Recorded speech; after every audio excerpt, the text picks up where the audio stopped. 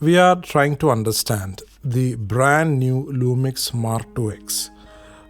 Where exactly is its placement in the ever-evolving new market of the hybrid camera? There is a big war going on in the market in between the hybrids. Nikon was a specialized still photography camera, but now the Nikon brand has come up with their new Z8 camera where you can shoot Prores Raw internally. That's quite exciting. And the new Canon R5C can also record 8K RAW internally. And both those camera bodies are in a price tag of around 3 to 4 lakhs. At the same time, this Mark 2X also can record Prores RAW. Not internally, externally for sure, but it can record Prores 422 HQ. So today we are trying to figure out this new chaos that is created in the mindset of the buyer when they have to choose a particular camera. Just today I met somebody who was asking my guidance to choose a right brand for them, and he was quite carried away by the different specifications and the features that are loaded in the camera. And I will tell you right away that the specifications and the features are something that can really take your attention away from what you exactly need. And today we are going to check Mark 2X, and we are trying to look at it from different perspective and try to understand what is it made of and what is it for and for whom it is made. Now, first of all, when you are going to buy a camera body, you basically have to figure out what are the lens choices that you have. Definitely Canon EF lenses were the most common lenses that were there probably 3 to 4 years back. Now that place is replaced by the RF lenses, and now the Fuji has its own lenses, and definitely Sony has its own lenses, and all of them are equally good. I bought Lumix S1H back in 2019. I did a Malayalam cinema with that called Santhoshithinte Onnarasam. That was a single shot movie, and that was the first single shot movie ever made in Malayalam industry. So that time we didn't have much of lens choices from Lumix, but the things are quite different now. Lumix has around 61 lens choices. You have Sigma, you have Leica, you have 7 artisans, and you can choose from around 61 different L-mount dedicated lenses for Lumix. So that's the first point that you have to understand, that even if it's photography or even if it's videography or even if it's cinematography, lens choice is the first thing that you have to figure out, whether you are getting your favorite flavored lenses for the body that you're buying for. Now, the second thing, the recording formats. Now, this is the major area where people get quite carried away. Now, the Prores recording. Prores recording was actually introduced by Apple. Apple developed the Prores codec. And the idea was that, in a normal recording capture, once you have captured the video, when you're trying to edit it, somewhere down the line, you have to compress that video. And in order to upload it or in order to deliver it in an exhibiting platform, again, you will have to compress it. So from the capture to the delivery, there is a big slope of loss as far as the signal concerned. Prores is something that wanted to bring a change in this, and Apple developed this particular codec so that the capture can be made in Apple Prores. The Prores itself can be edited, or the Prores files can be edited in any of a normal configured system, and the Prores in itself is an export option, so that the quality is maintained throughout from the capture to the delivery and no loss is happening. Now, Apple Prores 422 is a recognized file format for almost all the OTT platforms. Now we have to understand it in this way, that as far as 10-bit workflow concerned, Apple Prores 422 HQ is a common standard. Now, those who want to make films, or those who want to edit, or those who want to color grade the footages that they have captured, they surely have to go for Apple ProRes 422 HQ. Or in other words, those who are shooting in Vlog or log format. There are people who are shooting in standards or any other picture profiles or picture formats that they have, like Cine like D2, Cine like V2, or Sony also has different picture profiles. So there are people who shoot not in Vlog or not in any other log format. There are people who shoot in different picture profiles. So actually ProRes 422 HQ is not for them who are shooting in non-log format. ProRes 422 HQ is actually for those who are shooting in Vlog or any other log format, who are depending in the color grading area to final color correct their images. So if you are a person who is not into color grading, if you are a person who is shooting and editing it the way it is and delivering it to the person, shooting your stuff the way you want to deliver it, then the ideal format for you is either MP4 or MOV. You should never think of going for a ProRes recording format. Now, this is exactly where the problem with ProRes Raw recording happening. Actually, ProRes Raw is required only when you want to exhibit your footages in a very bigger screen. As far as you're not exhibiting your footage in a bigger screen, you won't be able to identify the difference between ProRes 422 HQ and ProRes Raw. As long as if you are an ad filmmaker who is shooting something that has to be aired before a movie starting, or if you're shooting something that has to go onto a big screen, then ProRes Raw is your ideal choice. Now the question is, how long or how frequently are you shooting such content? The second option people get carried away is the recording formats. Nowadays different cameras have come up with the ProRes recording capability. Nikon Z8 can record ProRes Raw internally.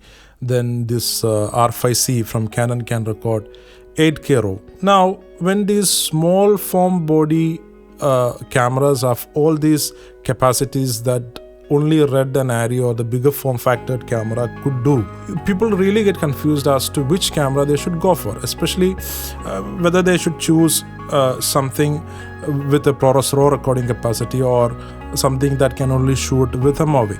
Now the problem is that now if you are buying a camera that can only shoot a MOV, people are thinking that they are buying something which is lesser in the market, or something of a secondary value in the market. It is not so. This is where you exactly have to have an understanding of what exactly it means to record a movie and ProRes 422 and ProRes Raw. Now ProRes Raw is a 12-bit workflow, and it is required for those people who want to exhibit their content in a bigger screen like that of a movie theater. As long as you are not exhibiting your content in a bigger screen like that of a movie theater, you really don't have to shoot in a ProRes Raw workflow or even a B-Raw workflow. Now ProRes Raw is actually for those who want to exhibit their content in a bigger screen. As long as you are not delivering for a big screen, you really don't need a 12-bit workflow, which is ProRes Raw. Now if you are shooting natively in Vlog or any other log format, then you should actually go for a format like ProRes 422 HQ, because as long as the 10-bit workflow concerned, ProRes 422 HQ is considered to be one of the good lossless clean file format with which you get quite a beefy signal on the coloring table. Now if you are a person who is shooting in a normal picture profile like that of Sony or any other brands, like standard or Cine like D2 or Cine like V2 or portrait or all those things. If you are a person who is configuring your look all by yourselves in your camera natively, and you are not gonna color grade it later on, actually you don't need a camera which can record ProRes 422 HQ internally. And if you are a person who is just looking for a live streaming, you actually have to have a camera that can record MP4, and you don't need anything much beyond that. And when these cameras are actually trying to boast about different high quality images that they can record. You also have to understand the fact that there is another additional cost coming up with it. You need an SSD card to record. Then you need bigger, beefy configured systems and the workflows for the retrieval and for the editing and for the color grading and for the post-production purposes. And there are a lot of costs that is coming up and or that is added, and you have to spend money and time for in all those junctions to get your files correct. Now, that is exactly where Mark II X is placed. Mark II X is one of the best versatile camera in a 2 lakh segment. You have to understand the fact that the best thing about Mark II X is that it is a camera that can be scaled up. Like if you are a person who want to shoot Prores Raw, you can actually use an external recorder like Ninja 5 or Ninja 5 Plus, and you can just simply record Prores Raw. And if you are a person who is depending much on the color grading table, this Mark II X can shoot Prores 422 HQ internally. Now, if you are a person who is not going to do Prores 422 HQ shoot on a day-to-day basis, this camera can handle MOV file system very easily. And if you are a person who is depending on live streaming, Mark II X is a camera where you can live stream via Lumix sync and also using the Type-C cable, and there is this Type-C to Ethernet converter you get, the LAN converter you get, and you can use that converter and you can start live streaming from this camera. So that exactly is the versatility of this camera. You can upscale the camera to a theater-like workflow, and also at the same time you can bring it down to the level of a tiny live streaming camera. And that is where the exact strength of the Mark II X is. Let's take for example, if you're a person who is daily commuting to your office and you want to buy a car, definitely you are not going for a car which will cost you around 25 lakh or 30 lakh or 50 lakh, because you want to go in the traffic. You have to do it for a regular situation, in the rains, in the mud, for the regular run and for the regular stuff. Now, for that you will be most probably going for, I'm talking about the Indian scenario, I'm going for a car which is priced around 8 lakh or 15 lakh or something like that. If you want a car, for special occasions, probably once in a while you take the car and you're going out, or you want that car to be you want that car to carry your the social standards and all those stuff, then you want to buy different car, different segment car. So similarly, cameras also for a regular recording stuff, as far as I'm concerned, I'm not a person who is going to shoot every day in Prores Raw.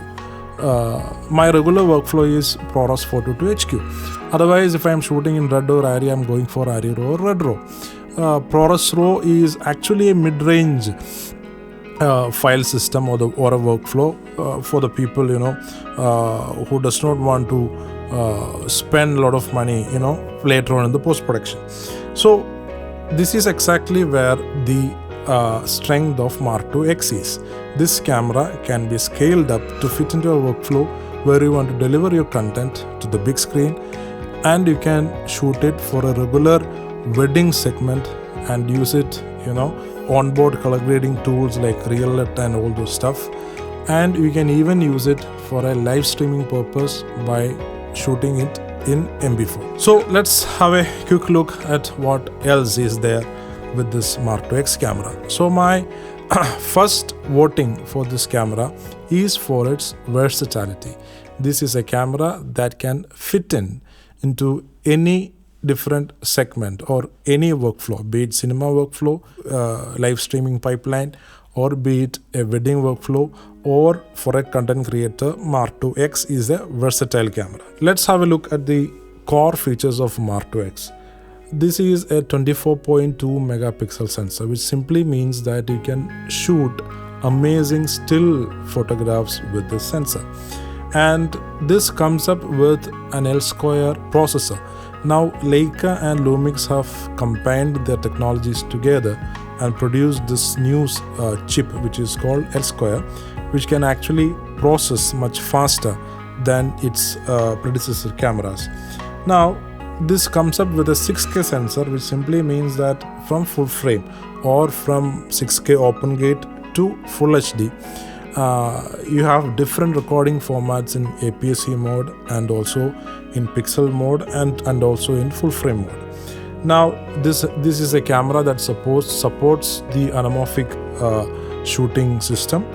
You can actually use anamorphic lenses from 1.3x up to 2x Q's factor, and also Mark IIX camera has a special internal stabilization system dedicated for the anamorphic lenses, which further avoids the wobbling effect that may happen due to the image stabilization when you are using anamorphic lenses.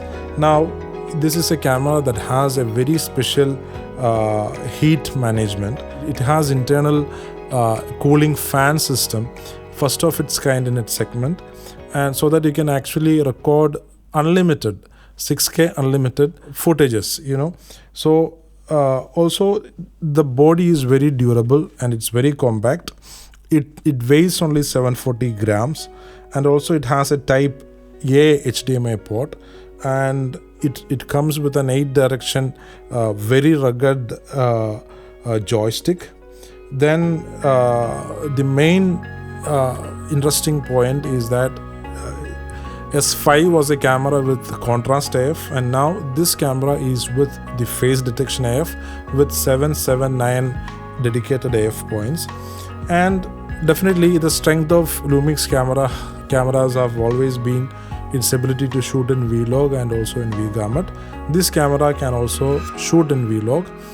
It has a 14 plus stops of dynamic range, and its color is actually HDR ready. Another strength of the Lumix camera has always been the dual native ISO technology. You can shoot in ISO 640 and also in ISO 4000. Personally I have tried it several times, and you are getting very clean deep blacks when you are color grading, even if you are pumping up the ISO. And it has the new technology called real-time LUT, where you can actually download different LUTs from the internet and use it online. So these are the other features of this camera. One area that I would like to mention is that with this camera, for a regular shooter who is shooting MOV, this actually helps you to shoot 100 FPS in 4:2 to 10-bit depth, and with a full open sensor area of 35 mm. That's really good. As far as a full HD shooting person concerned, that is a very good option. And in ProRes 6K ProRes, you can actually use the face detection sensor, which simply means that S5 Mark IIX is a camera which helps you to shoot ProRes with face detection sensor.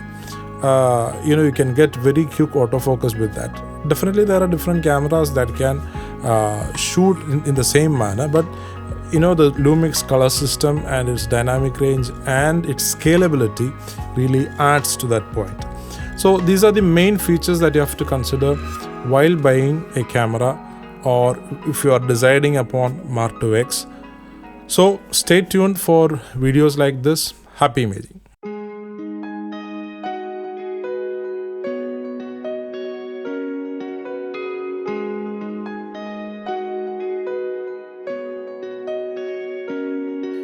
Redeemer, you are my healer, light of this world, shine upon me, Lord. Oh, Redeemer, you are my healer, light of this world, shine upon me, Lord. The ultimate sacrifice, the blood of the Lamb that washes my sins away, that washes my sins away. Redeemed